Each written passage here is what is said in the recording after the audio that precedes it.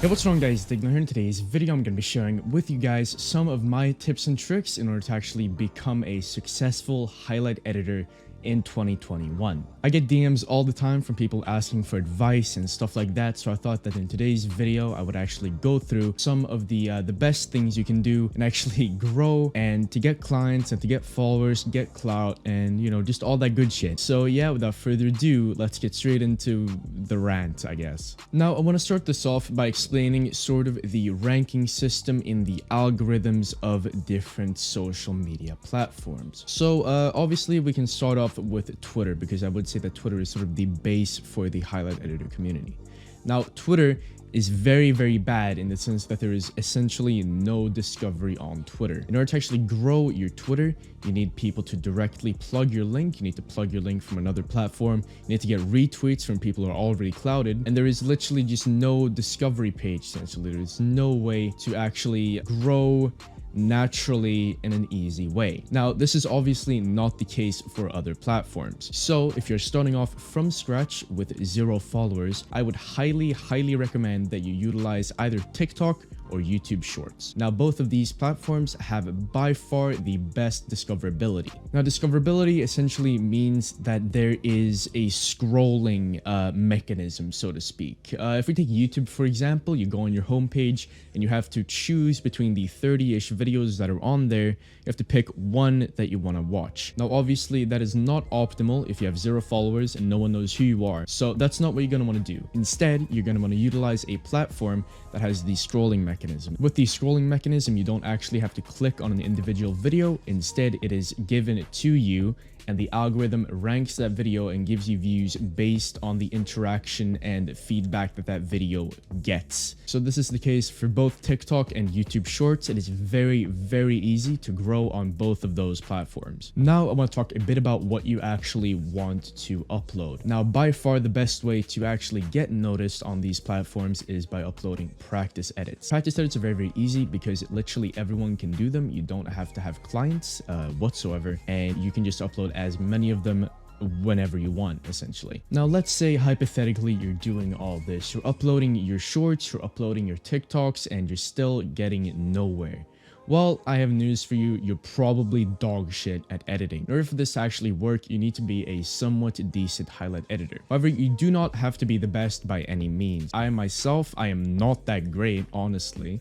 But what I am is I am consistent. I upload pretty much every day, and I'm good enough. All right, I'm good enough so that the majority of you guys, I'm gonna be better than you, but I'm also not the best, not by any means, because I simply don't have time to do that. This is sort of a sacrifice you will have to make. You cannot be the best and you cannot grow simultaneously. The best editors in the world have essentially no following, and this is simply because you either spend time in improving as an editor or you spend time growing your socials. Now, before we get into how to actually upload your videos on TikTok and Twitter and YouTube or whatever, and the optimal tags for that, I want to talk a bit about the different audiences that you will discover when you're uploading. So essentially, there are 2 completely separate audiences for your content. You have the editors, they're right here, and you have the people who don't edit, essentially. They are right here. And let me just say that the people who don't edit, this general audience is about 50 million times bigger than the people who actually do edit. And this is why people like Rambo have actually gone so big, and why his practice edits also get a lot of love, even though, well, they're not the best. And this is because people who don't edit actually like his edits. Now, for us editors, it is very easy to shit on him and to say that it's not good, because to us, you know, it really isn't. But when you're able to reach that audience that don't see edits the same way we do, and instead see them as cool colors and flickering lights, that's when you can actually start to grow, because that audience is so much bigger, and there is essentially no cap to how big you can get with that. And that is why it is important to know what type of content you want to upload to each platform. Now, for TikTok, I would highly recommend that you upload over edits. Now, over edits, they look flashy to people who don't know what the fuck Fortnite highlight editing is. because, you know, the general population of TikTok really don't know what the fuck that is. So you just want to make it look as cool as possible. And, you know, if this means getting some shit from montage editors on Twitter, then so be it. But that is how you actually grow on TikTok. Now, for YouTube Shorts, honestly, it's a bit of a mixed bag. You could upload over edits and they get a lot of love. You can also upload actual good edits like the Smuti and Shard ones, and they also get a lot of views. So honestly, it just comes down to what type of editor you want to be.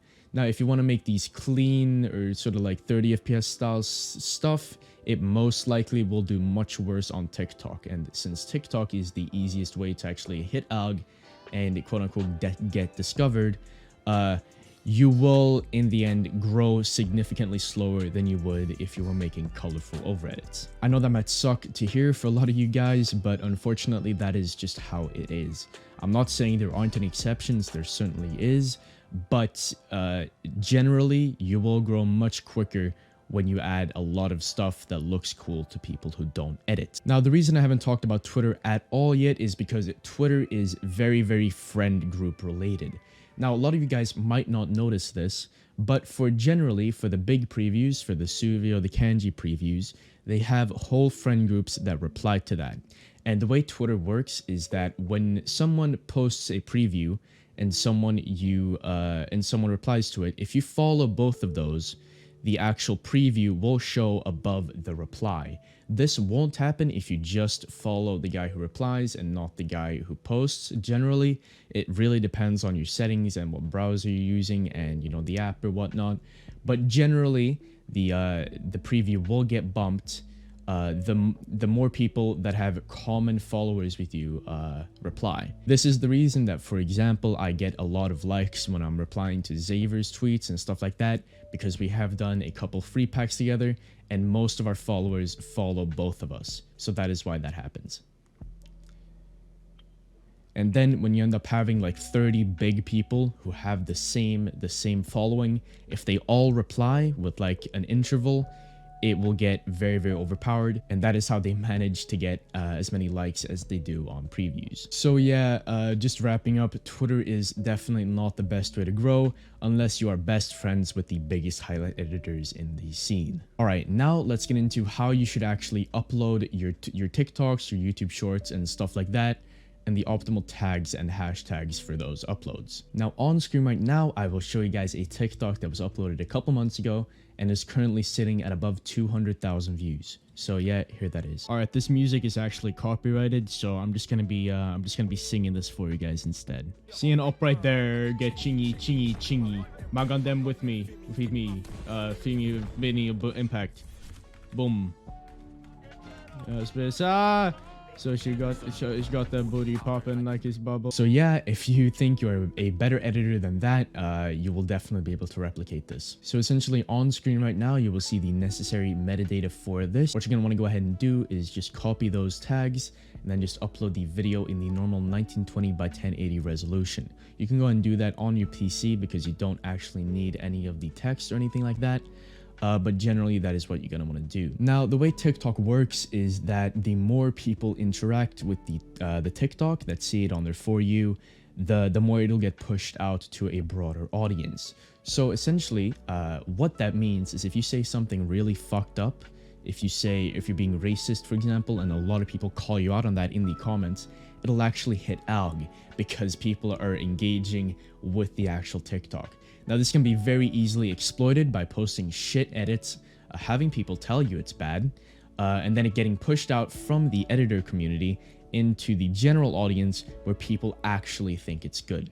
So yeah, that is one way that you could exploit that. Now, if you already have a bit of an audience, what you're gonna wanna go ahead and do is when you post the TikTok, you're gonna wanna have those people just copy the link of your TikTok, just click on it, go to the three dots at the bottom, and then just click on the copy link button. And that actually pushes it into ALG a lot. Now, if you have 10 people doing that, if you have like a whole friend group, say 10 to 20 people doing that, it'll help the TikTok a lot. Now on screen now, I will show you guys how to optimize your YouTube Shorts. So right here, I have a great example from the big Smuti. Now, the way he has formatted this is very, very clever. So he has the demon effect thing, as you can see right there. which sort of, makes the title look cool. It makes it look clickable, and it makes the viewer or the potential clicker feel like they're missing out on something if they don't click the video. Now, having cleanest overhead in the title is a very, very good thing to have, because the actual search rate for that is extremely high, or at least it used to be. So that is just a great little keyword to get in there. Now, the project file at 3,000 likes thing is also very, very helpful. You obviously don't have to give out the project file, but it is just a great thing to have in the title. Now, nowadays, people don't really expect you to give out the project file, because the actual thing has been used and abused several times, mainly by, the big guys. But yeah, back when, I'm pretty sure I was actually the first one to do it, back in like October or something like that, I would actually give out the project file. So it went from something, yes, just something nice to do with the community, to something that essentially guarantees you a couple views. Now, in the description of this video, I will put a link to a paste bin where I have made some pre-made tags for you guys, as well as some tags to put in the description. They can just go ahead and apply when you're uploading your short. Now, when you're uploading your short to YouTube, do remember to put hashtag shorts in the description, as well as hashtag Fortnite. All of that will help you tremendously, and if you don't put hashtag shorts in the description, it will literally not go into the shorts thing. So please do remember to do that. All right, now that we have gotten the content side out of the way, I'm going to talk a bit about how to actually get clients. Now, I've actually already made a video about this, and it did relatively well for being quite shit. So I'm going to go over it one more time and actually just explain how you can get clients. Now, when you're looking for people to edit for, it is very, very important to remember that the potential clients are human. They're just like you. Now, it is important to remember that the potential clients are just as human as you, and they will think you are an annoying fucker if you keep DMing them. So basically, what I would advise you to do is either just edit for some of your friends and hope that their friends DM you, or you just start by entering ECs and just working your way up from there. Now, obviously, all of this depends on how good you actually are. If you are completely dog shit and decide to enter an EC, it will do literally nothing for you. Unless that EC entry, blows up on TikTok on your YouTube Shorts or something like that. And yeah, that is really all you can do. There is no magic cheat code to actually getting clients. You just have to be good at editing. You have to not be an annoying fuck. And you've just got to upload. You've got to grind. You've got to upload daily. You just got to hope that someone who is a potential client who can pay you actually sees the uploads that you have. And this is how the uploading everything you do actually comes into play, because as long as you do that, the edit is decent, the discoverability on those scroller platforms will make sure that potential clients will see your stuff. But yeah, that is really all we have time for today. Thank you guys so much for watching today's video. If you did enjoy, make sure to leave a like down below, comment, and subscribe. And I'll see you guys hopefully tomorrow. And peace.